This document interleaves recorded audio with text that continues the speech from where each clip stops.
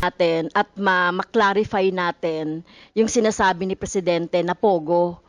No, that it means kasi baka hindi rin naabot sa kaalaman niya na IGL, pinalitan na natin to na IGL. Actually, Mr. Chair, yung sinasabi ng PAGCOR na nagbigay lang sila ng mga guidelines, di ba? Actually, pagpapabango lang 'yan, no? Yung ng pogo. So whether sabihin yung IGL yan or Pogo, it's still Pogo. Kasi talagang internet gaming license. So ito naman, Pogo, Philippine Offshore Gaming Organization. So whichever, tama yung clarification nyo, Mr. Chair, ulit-ulitin natin yan, Pogo is the same as IGL. So tama po ba yan, Chair? Thank you. Tama po yun in that regard. Pero ang tanong po kanina, may pagkakaiba ba? Malaki po ang pagkakaiba dahil sa iba na po ang guidelines at iba na yung struktura. Yes po. Kahit Pero na ibahin niyo po, Mr. Chair, sandali. Opo. Kaya sinabi ko, kahit na ibahin niyo po yung guidelines, ang pinag-uusapan po dito ay offshore gaming, internet, na siya naman yung nature nitong pagsusugal na to, no, di ba? So, ito ay pinangungunahan ng mga foreigner, na yun nga yung binaban natin, na nagki-create siya ng social problems dito sa ating bansa. So, ibig ba sabihin niyan, Mr. Chair, hindi pa rin kumbinsido si Chair dito sa Pogo at IGL na ibaban according to the President. So, Wait. Order. Reminder sa ating mga resource speaker while the members still have the floor, refrain from okay. Go ahead, Congressman Ana. So yun na nga po, kaya ang sinasabi ko, kina-clarify ko lang once and for all. Kasi kahapon kasi sinabi ni Presidente yung Pogo. So, Pogo and IGL are the same. Tama?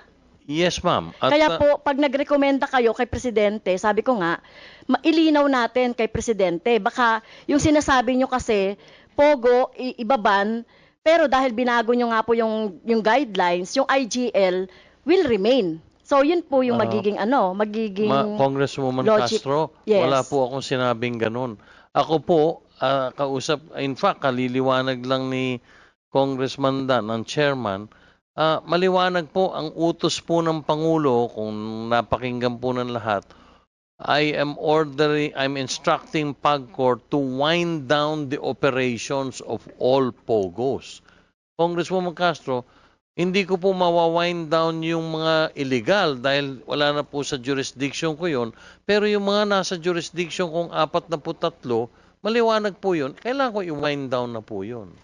So definitely, Congresswoman Castro, I am not, may sinabi po kayong I am in disagreement. Hindi po. Binanggit ko rin po yun sa huling hearing natin. Susunod po ako sa utos ng Pangulong Ferdinand Marcos Jr. At maliwanag po yung utos na yung kagabi. Thank you po, Mr. Chair. Kasi I am on the opinion siguro na ang Pogo at ang IGL ay magkaiba. So linawin natin yan ha. Pogo, IGL, ban. Okay? And the same. Okay? Maliwanag po yun, okay. ma'am. Thank you po, Mr. Chair. Salamat din po. Mr. Chair, sundan ko lang po yung tinanong niyo kanina about SBPO. So, kung ang nature ng trabaho pala ng SBPO ay yung sinasabi ninyo na parang nagbibigay lang siya ng parang information na may ganito ng itong ganitong klaseng service, pero bakit po nasa control ng PAGCOR yung ganitong negosyo? So, ibig sabihin no, related pa rin ito sa BPO na ang nature niya ay internet gaming po, Mr. Chair. Hindi po necessaryong internet gaming. Bibigyan ko po kayo halimbawa ng meron po malalaking land-based casinos na kliyente ang mga BPO. So that is not considered as internet gaming. Meron pong mga land-based casinos, pwede na po siguro magbanggit. Halimbawa, MGM or Caesars Palace. Hindi po internet gaming licensee or internet gaming operations yun.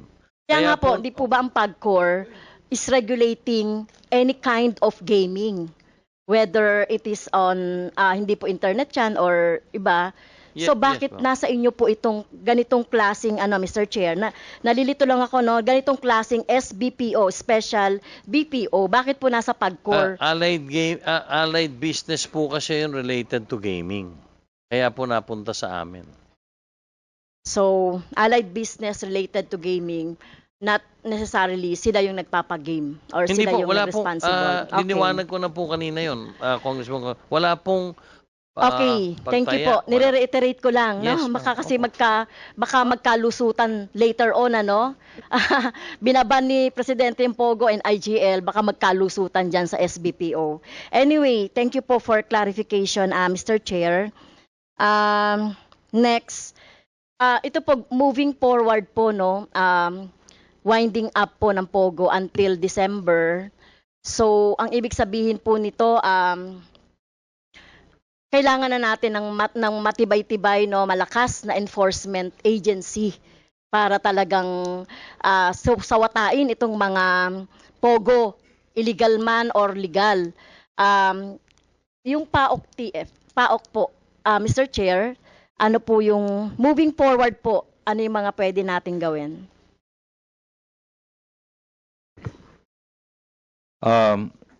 For the Presidential Anti-Organized Crime Commission, though we are receiving guidance and direction from our Executive Secretary Lucas Bersamin, but siguro ma'am, as to the how we will go about this, ma'am, after the pronouncement of our beloved President, sa amin ma'am, we will be on top by monitoring, ma'am, kasi I think the SILG during his visit in Region 3, ma'am, and pinatawag niya po, ma'am, yung mga local government officials doon and the local police na nakakasakop po doon sa mga areas kung saan may pogo. And ang usapan po doon is for them to clear yung pong kanilang lugar nung mga pogos. And that's in accordance po doon sa intel packet and folders na pinamigay po namin for each region and each province na may pogo. So, ang usapan po doon is the DILG will be in cooperation, sir, with the local law enforcement, and yung PAOK po will be monitoring kung tama po yung ginagawa nila. Kasi ang iniisip po kasi namin, baka magre-report lang po sila na ginawa nila ng action, but medyo hilaw po yung ginawa nila. And so, I think, ma'am, yun po yung magiging difference. Yung national agencies like PAOK, the Bureau of Immigration, the NBI, nandun po kami sa ibabaw to provide additional operational support doon po sa gagawin ng mga locals po natin. Yes, thank you, Mr. Chair. So that means, Yusek, you will be the lead agency po, no, dito sa mga enforcement agency para po matugis itong mga pogo. Ang lead agency po, ma'am, is the DILG. We will be providing, ma'am, siguro the monitoring and other technical. Kasi, ma'am, medyo technical po if you look into some of the computers inside the Pogo Hub. It's so technical that you need experts in computers, ma'am, para makita mo if that computer is really being used in scamming operations. Isa na lang question, Mr. Chair. Natanong ko na ito nung last time, no, kay attorney. Kasi Mr. Chair, isa sa minuwori ko po yung mga gaming na nakapaloob po sa mga e-payment na mga kasi may sumulat din sa akin yan tungkol doon sa mga e-payment na nakapaloob po sa service nila, Mr. Chair. Makikita mo yung mga icon doon, may games. At tinignan ko rin po, no, binuksan ko rin po yung games. Hindi ako naglalaro hindi ako marunong sa sugal. Tinignan ko po, talagang meron din po doon. At nakita ko, Mr. Chair, yung logo ng PAGCOR. So, ang ibig sabihin ba, itong hundreds ng mga games na nakapaloob doon sa e-payment facility na, Mr. Chair, meron na akong ilang kapitbahay na nanulong dito sa mga sugal na to. So, meron tayong talagang problema dito, lalong-lalo na sa mga mahihirap na nalululong na dito sa mga internet gaming na ito na nakapaloob sa e-payment. So tama po ba na pinapayagan nyo po ito doon sa mga e-payment facility na meron silang games? Kasi nakalagay po ang Pogo doon, Mr. Chair. Nakalagay po ang PAGCOR logo doon. Good afternoon po, Congressman Castro. So, we would like to clarify po na yung pong mga games na nakikita po natin dun sa nire-refer natin na payment channels ay kaiba po dun sa mga internet gaming po natin, because in the internet gaming po, they are not allowed to accept bets or to allow Filipinos wherever located to access po their websites. Yung pong mga nakikita po natin sa mga payment channels ay kasama po ito dun sa mga tinatawag po natin na electronic games. Dun po sa tanong ninyo kung pinapayagan po yun ng PAGCOR, opo, pero hindi rin po lahat ng nandoon na games. So meron lang po tayong mga pinapayagan na kumpanya, meron po tayong mga lisensyadong kumpanya na nag-o-offer po ng games locally or domestically, and nakikita din po sila dun sa mga payment channels na yon. Apo. Yes. O paano natin ito na, Mr. Chair, paano natin ito na nakokontrol or nare-regulate? O example ha, sabihin ko na, Bingo Plus, Arena Plus, Playtime, Table Game, Super Ace, OK Games, Color Game, Live Peria, Sports Plus, Peria Game, In-Play, 5S Arena, Spin and so on. Nasa ano yan? Alam niyo na yan kung nasaan yan. Okay, yung e-payment facility. So paano natin nakokontrol? Kasi alam ko po pati minor naglalaro niyan.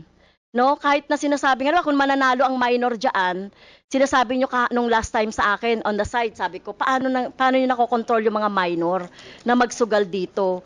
So sabi niyo may age. Ang pwede lang makakubra ng panalo ay kung 18 years old siya. So kung ang naglalaro diyan ay minor na nga, pero ang naka-register diyan ay yung adult. So doon ako worry, no? So, pwede naman yan eh. Pwedeng ako minor. Halimbawa, ito nanay ko na siya yung may-ari ng account. So, sorry, example lang yan. Kasi yung kapitbahay ko, may mga ganyan akong experience. Kasi nagtanong-tanong kasi ako dito sa mga game na to. So, paano po yun, Mr. Chair? Mare-regulate? Kasi marami na pong naapektuhan niya ng mga mahihirap na wala nang ginawa. Kahit na magdamag sila, nag-game sila ng ganyan, gusto nilang manalo. Pumapasok yan sa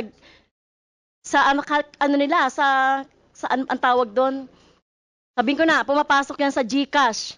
No? Pumapasok yung mga panalo nila sa GCash. Sorry sa GCash, ginagamit ko rin kayo. Mahalaga ka rin kayo sa akin kasi ginagamit ko kayo as payment facility. Pero, ito, paano natin ko kontrolin po ito, Mr. Chair? Congressman, 1 minute. Okay. Actually po, meron pong proseso yung pag-a-apply na maging miyembro or makapagtaya. Una po, gusto ko lang pong sabihin Congresswoman Castro, hindi po 18, 21 years of age. Dapat ano po. And then may KYC po na bago kayo makapagrehistro, dadaan po kayo sa isang KYC. Doon sa tinutukoy nyo na yung isang minor ay gagamit ng... KYC ano po, sa kapakanan know po ng your ating... client po. Know your customer. Know your customer. Parang bangko po, no? So, you have to follow that process. And kung yung bata po ay gagamit ng isang matanda na tulad ng sinabi nyo, palagay ko ang may problema po yung matanda ron. Bakit niya pinahintulutan yung batang yun? Ano po? Dahil hindi na po natin makokontrol yun eh.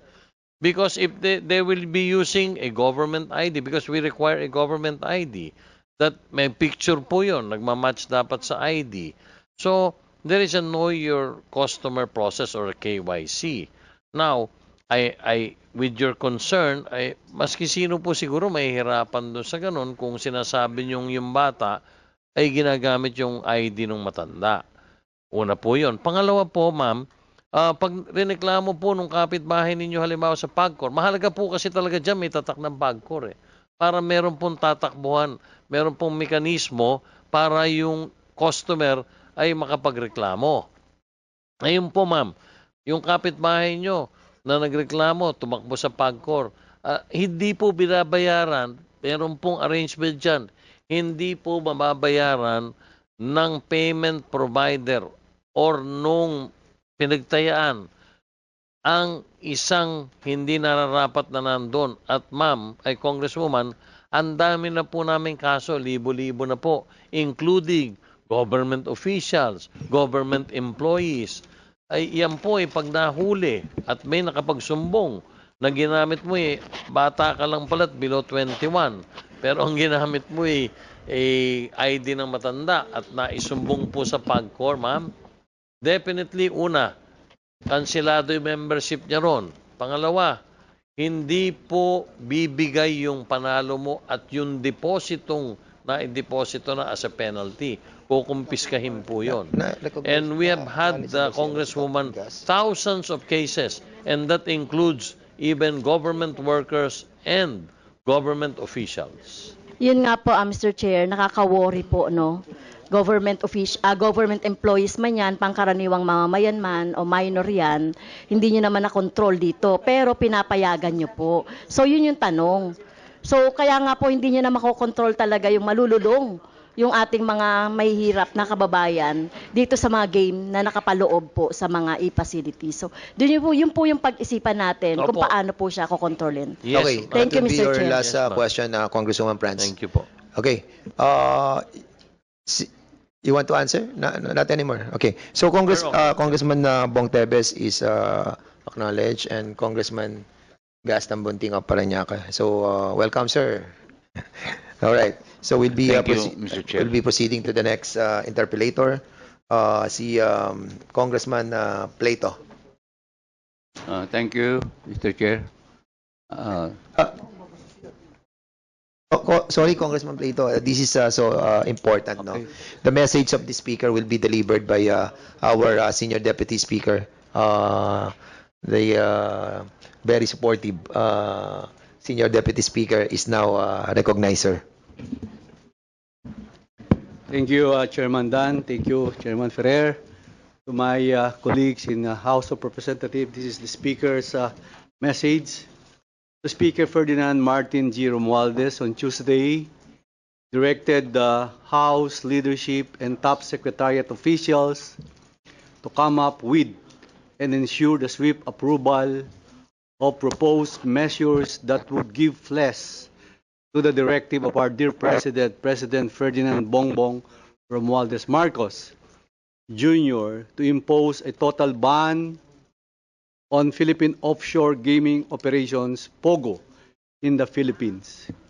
Speaker Romualdez, at the same time, gave instructions to continue with ongoing congressional investigation on the operation of criminal syndicates responsible for illegal activities linked to POGO in order to unmask their modus operandi and their masterminds.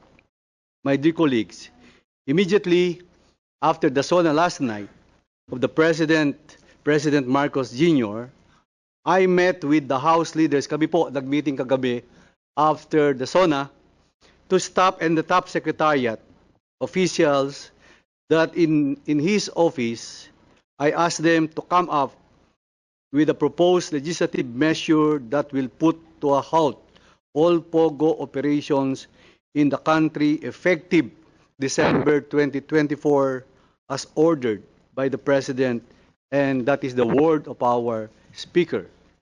This, however, will not stop the ongoing House investigation on the criminal and the other illegal activities linked to POGO. Hopefully, the House can learn from the hearings on their modus operandi and the brains behind these activities as part of inputs of the proposed measures that will be crafting the House leaders. He stressed. Speaker Romualdez was informed by Secretariat officials that there are several House bills and resolutions now pending before the House Committee on Games and Amusement concerning the operations of POGO. This includes House Bill number 5082, filed by Manila Congressman Bienvenido Abante Jr., House Bill number 10525, filed by Makabayan Black Representative Franz Castro, Arlene Brosas, and Raul Daniel Manuel. Also pending at committee level are House Resolution number 503, filed by Rizal Congressman Fidel Nograles, House Resolution number 11997, filed by Cagayan de Oro Representative Rufus Rodriguez, House Resolution number 1524, also filed by Makabayan Black, and the privileged speech of OFW Party List Congresswoman Marisa Magsino. Speaker Romualdez said, these measures should be harmonized and should result in the filing of a substitute bill which is acceptable to all stakeholders who participated in the committee hearings. I am requesting all committee chairs concerned to give this is a priority for the House Committee on Public Order and Security to submit their comprehensive report and recommendations to the Committee on Games and Amusement as soon as possible.